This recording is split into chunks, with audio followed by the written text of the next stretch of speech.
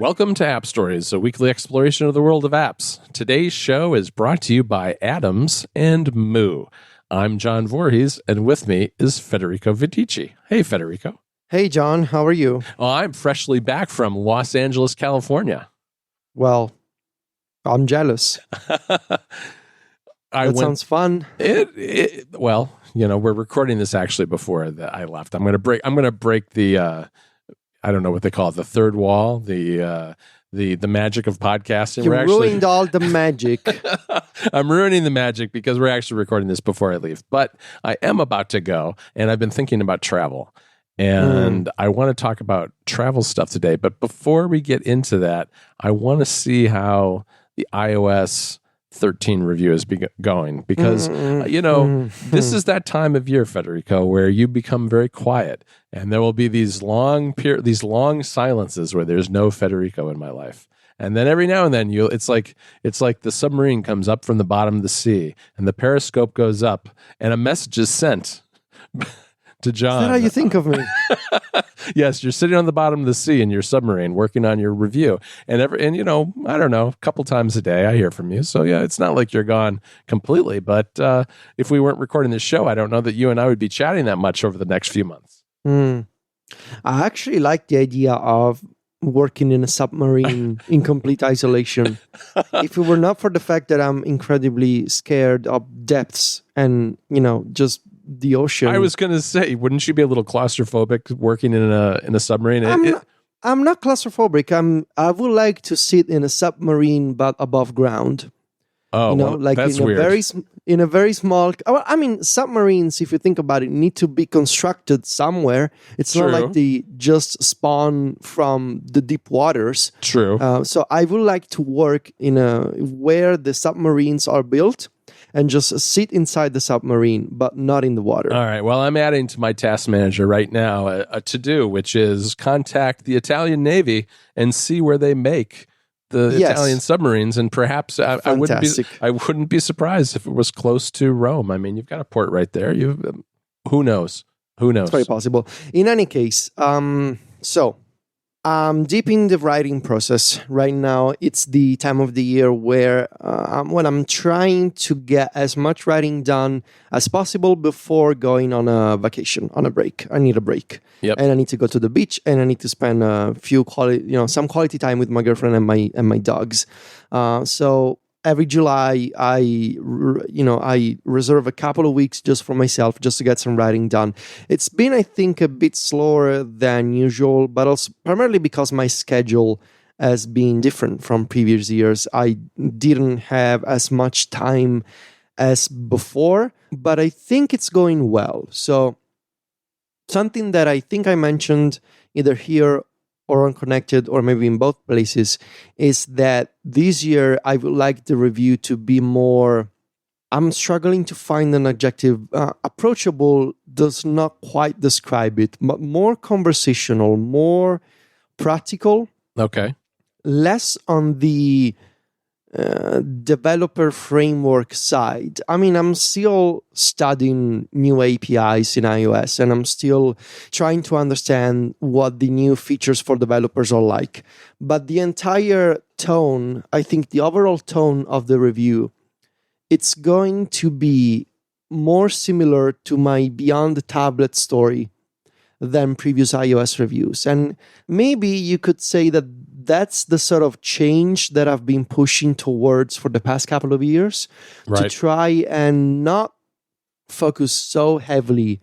And I think I learned my lesson with the iOS 11 review and the chapter about drag and drop, not to lean so heavily on the technical side, because first of all, there's Apple's own documentation, which is written much, much better than I could possibly do. And second, because my audience is not necessarily just developers who want a manual for new APIs. Sure. It's people who are interested in iOS software more than the average user and want to learn more about it and want to learn all the details and hopefully are interested in what I think about the new update and how I've been using it, which is, of course, it's what makes it a review. It's personal opinion.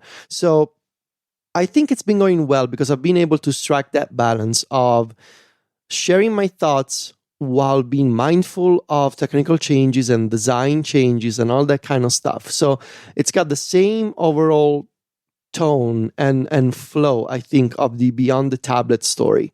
It's been going well also in terms of structuring my notes and organizing the mind map. I'm using MindNode right now, but I'm still waiting for a beta version of iThoughts with multi-window support on iPad. So maybe mid-season I will switch to iThoughts just to try the new multi-window stuff.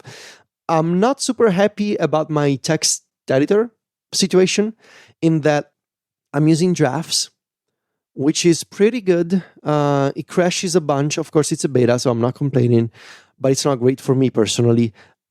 And Drafts works okay for me. I have new shortcuts that I can use to compile the review, to back it up in multiple locations. There's a new shortcuts integration for new drafts actions with parameters, which is nice. But I really miss using IA Writer. And I really miss especially being able to embed screenshots locally in IA Writer as local file references, which is exactly what I described in my Beyond the Tablet story. And it's how I was able to put it together so quickly once I had all the research done. There's two things that may happen here.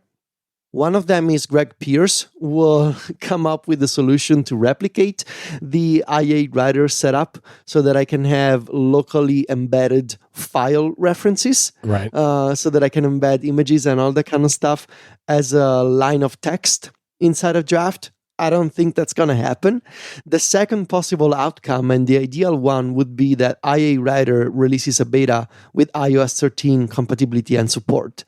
But then again, if they do that, will IA Writer have shortcuts with parameters ready this summer? I don't know. So not super happy about my text editing situation. Otherwise, I'm halfway through, maybe at this point. But by the time we're releasing this episode, I hope I will be halfway through. Thanks to the magic of podcasting. And it's also time for me to start thinking about all the extras that I will want to have. Extra shortcuts for club members, making of special graphics, special layout on the site. So I would say it's going well overall, possibly better than last year from a certain perspective. I just wish the app situation would be better.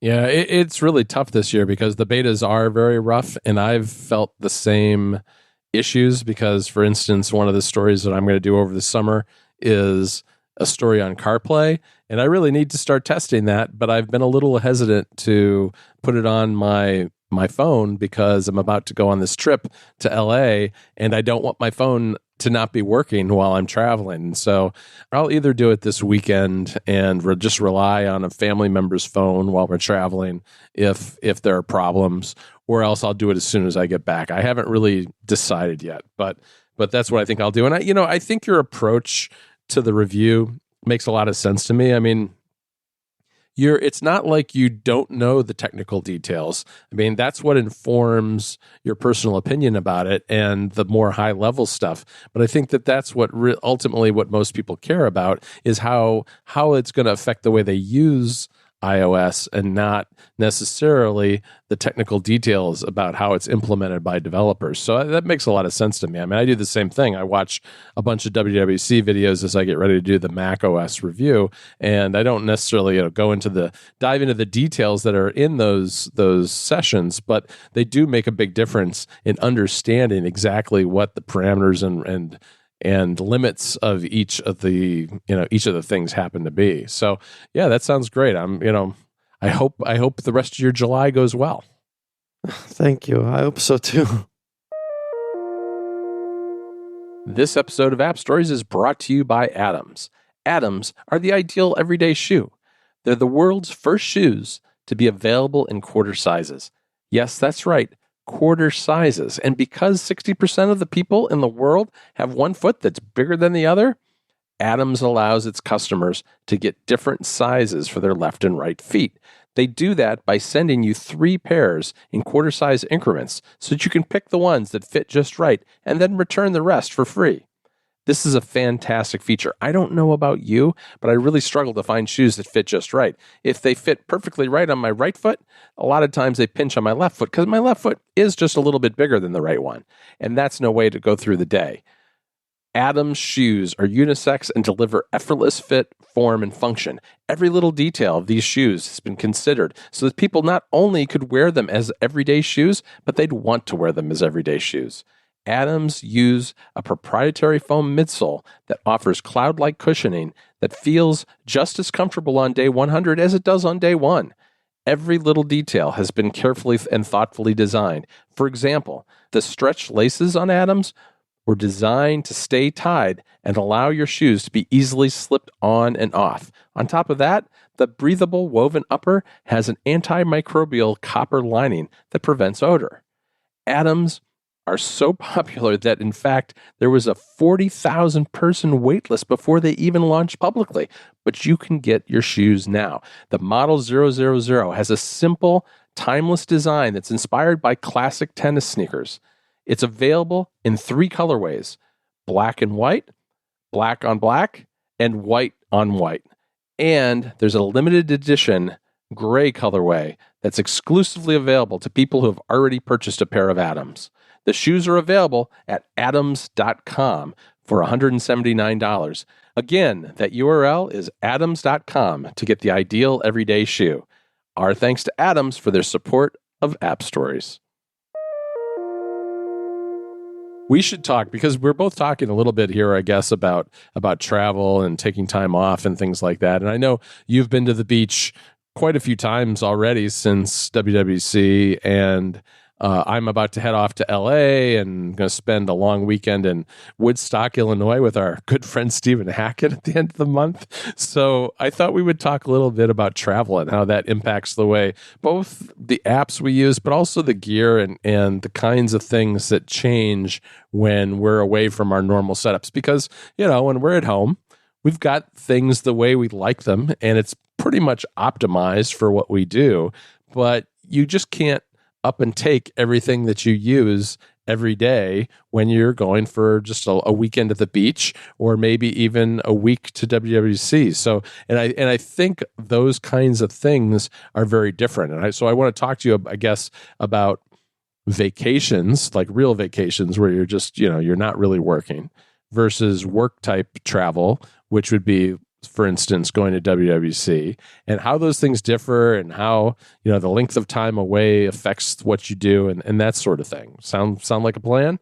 Yeah, sure. So how do you plan?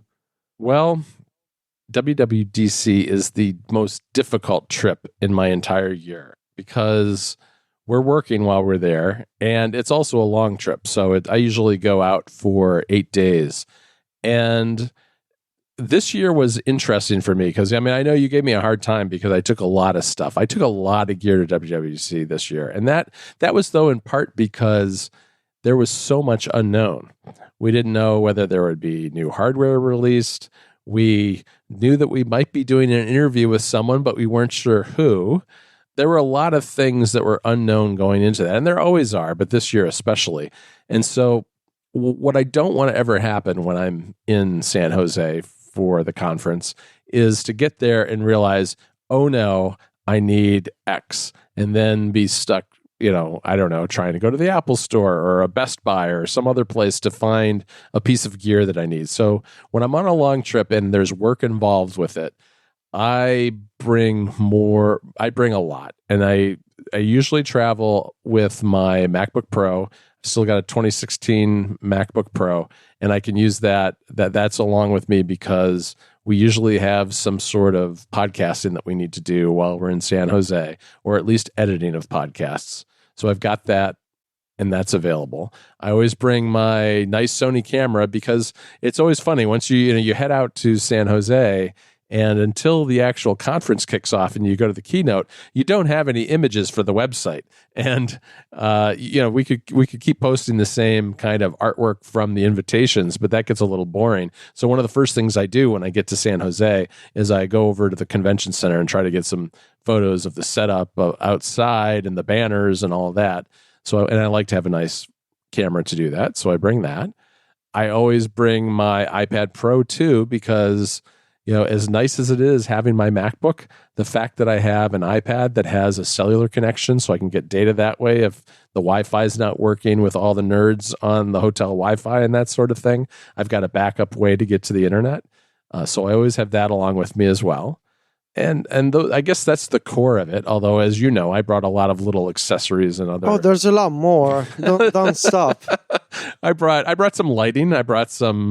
Can we talk about your bag of dongles? Yeah, I had a lot of dongles this time, and you know what? It came in handy. I was sitting in the hotel lobby one day helping everybody install iOS 13. And that was because I had every dongle someone might need.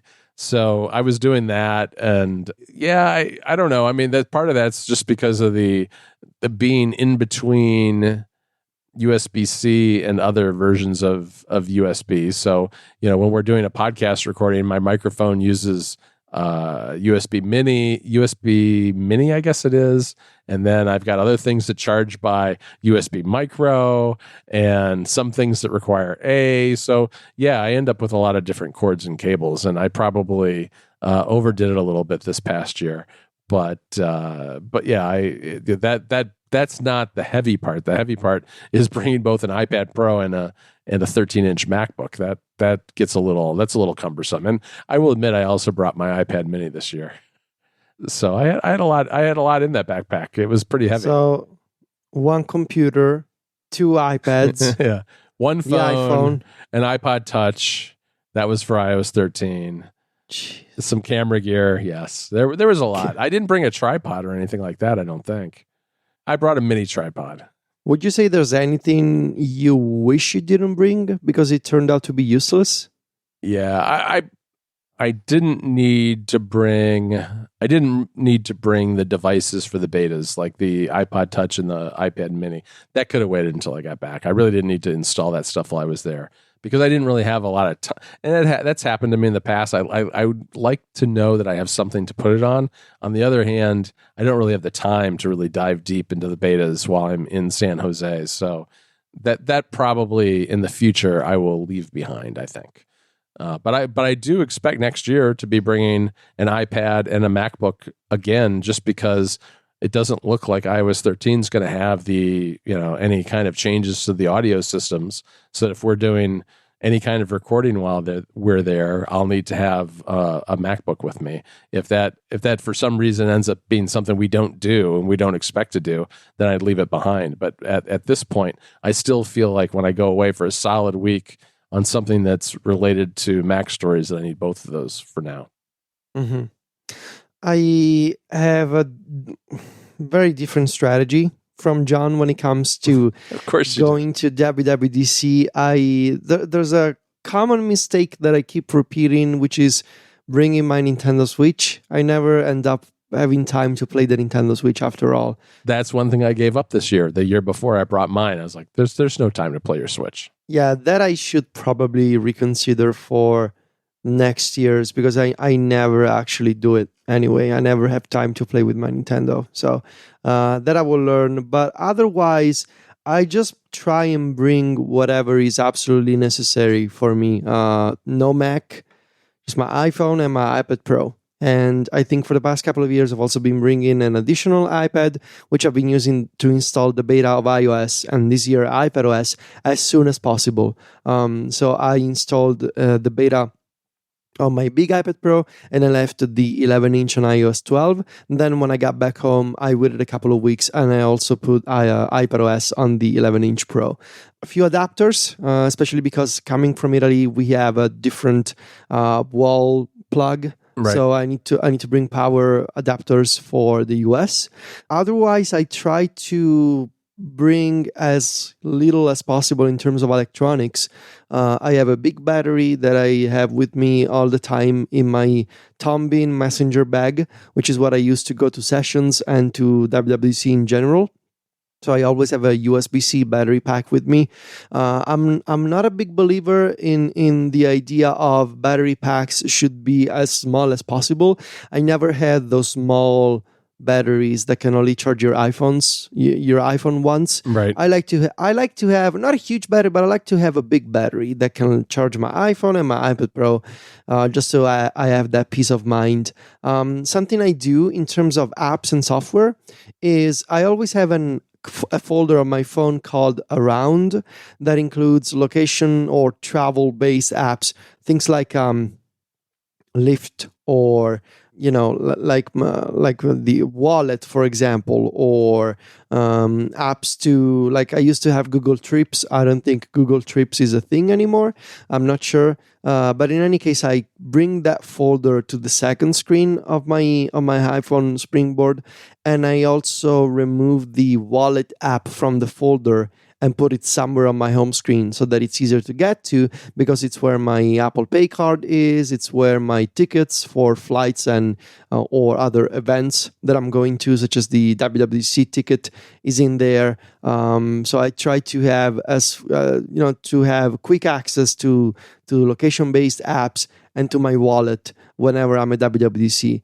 And otherwise, I use Notes a lot. I save all kinds of travel info, from PDF receipts to the address and phone number of my hotel in the same note that I keep pinned at the very top of the Notes app.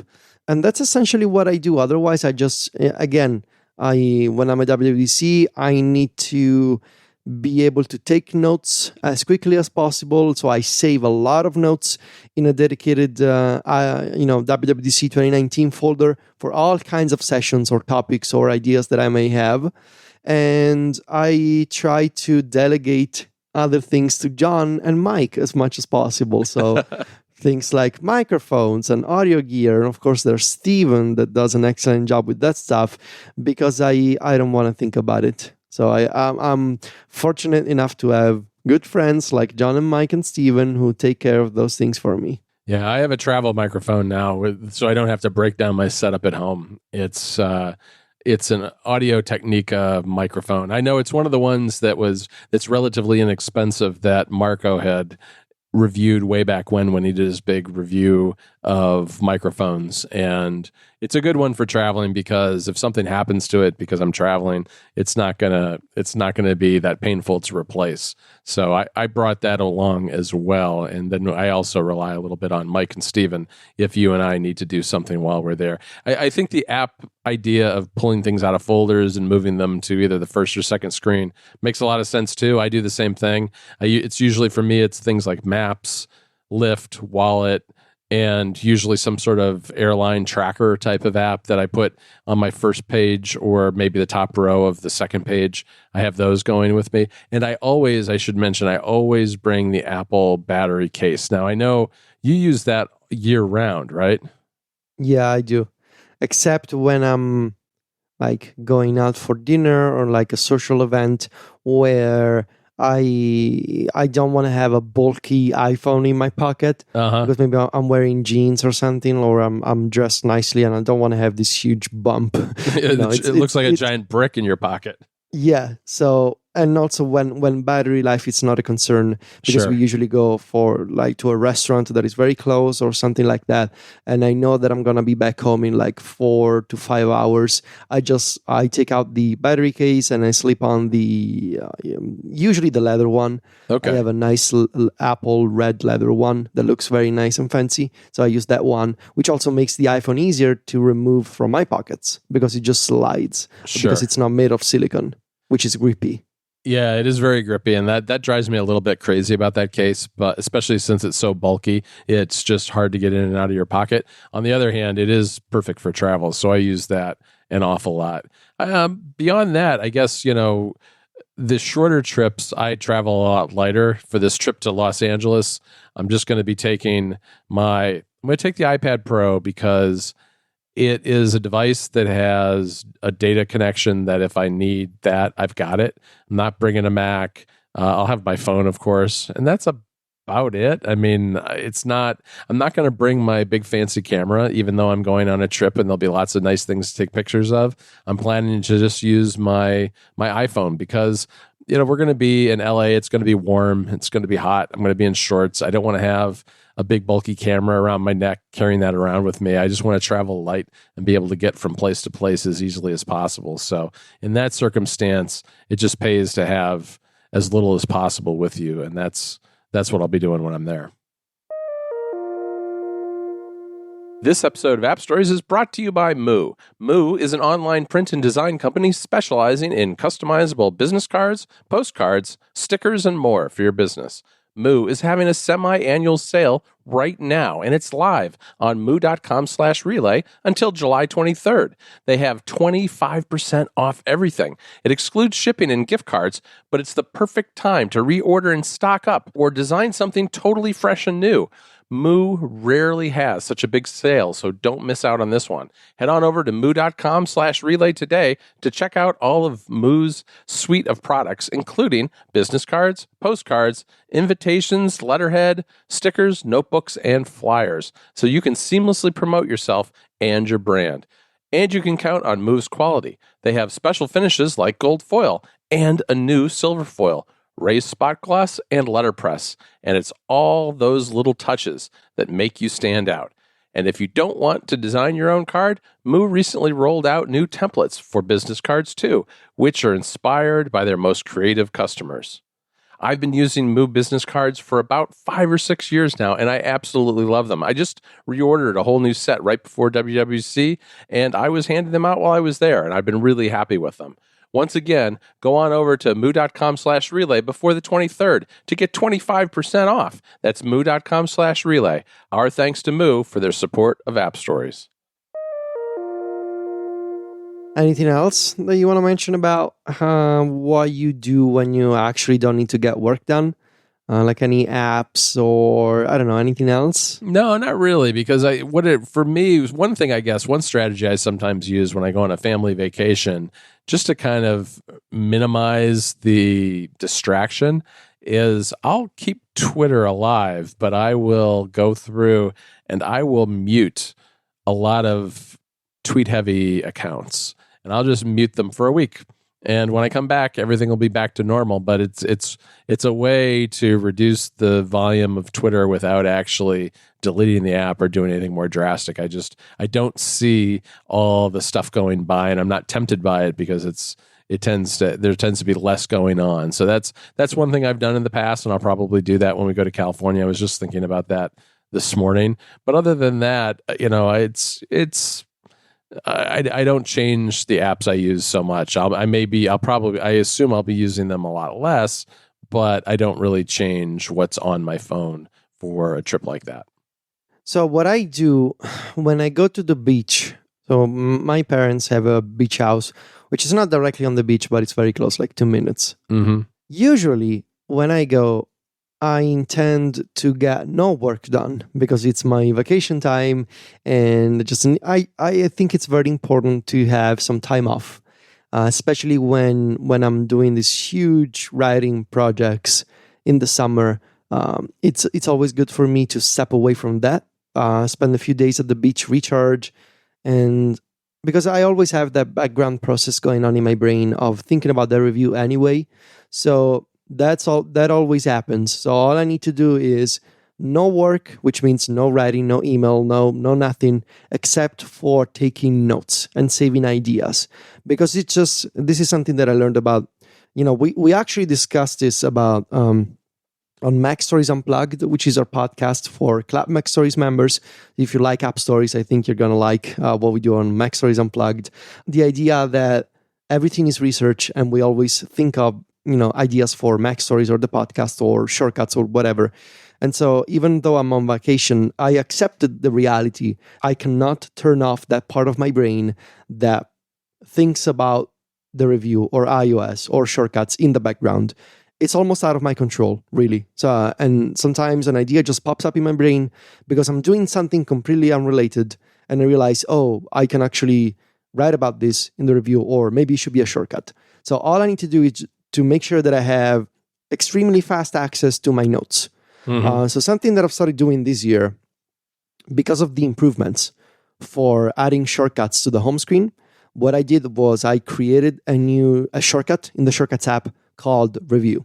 And that shortcut brings up a menu that contains a bunch of actions that I usually perform for the review. So things like run a backup, which runs a backup for the entire review and individual chapters in multiple locations, or check how much time I've tracked on Toggle for the review, which is also a new shortcut that I will share in September. The very first option of this menu is Review Notes, and that uses the native Notes integration with shortcuts to launch me directly into the Review Notes note that I have in the Notes app. So with 2 taps, I tap the review icon on the home screen, then I tap Review Notes, and I'm taken into the Notes app where I can just type and close it.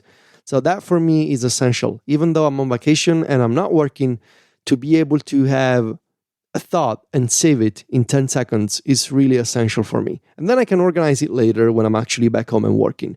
There's also the case when I am at the beach, but I need to get some work done. And that usually means writing or recording podcasts. So this year, for the first time, I am not taking any Mac with me because I don't have a portable Mac anymore. Right. I have a Mac Mini at home. Of course, I'm not bringing the Mac Mini with me to record podcasts because, as I shared in May with my Beyond the Tablet story, I can now record podcasts from the iPad Pro. It's not possible. It's not perfect. It is not as easy or as streamlined as it is on my Mac Mini, because it means I got to take a bunch of gear with me. And again, you can go back to that chapter of that story to read all the details. And unfortunately, iPadOS 13 has not improved the audio recording setup at all.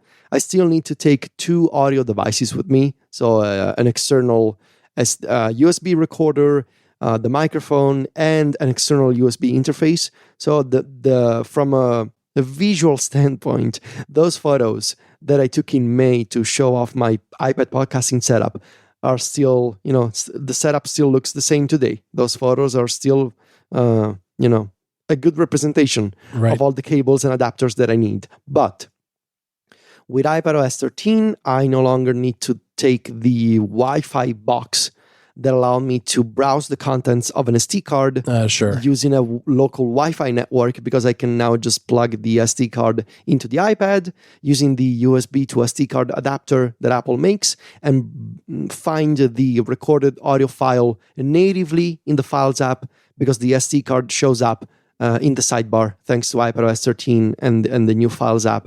So I can just take that file, copy it over to local storage, and upload it to Dropbox, because in beta 3 at least, I found the process of copying from the SD card directly to the Dropbox extension to be a little unreliable. So what I do is I save it to local storage first, and then I upload it from there. So that's what I do. Yeah, that makes sense. I kind of wonder what, I had this thought the other day, is like you and I both bought those Wi-Fi connected drives over the last, several months. And I feel like maybe we should have just been a little more patient because those things are not cheap. And now there's still uses for them, I think, but being able to connect external storage directly to iOS is a big benefit. And it's obviously a lot faster to copy over a file in most circumstances that way than to rely on Wi-Fi, which may be spotty. John, if you took impatience and workarounds away from me, there would be no articles on Mac Stories anymore. I suppose that's true. In one sentence, I just destroyed Mac Stories and everything it stands for now. Just be patient and don't use any workarounds. Well, wait for Apple to fix it. Bye. Wait for Apple to fix it. Yeah, no, that's probably not good advice. All right, Federico, that's probably a good place to stop on our travel episode. And, good luck with your travels the rest of the summer. And hopefully my LA trip will go just as smoothly.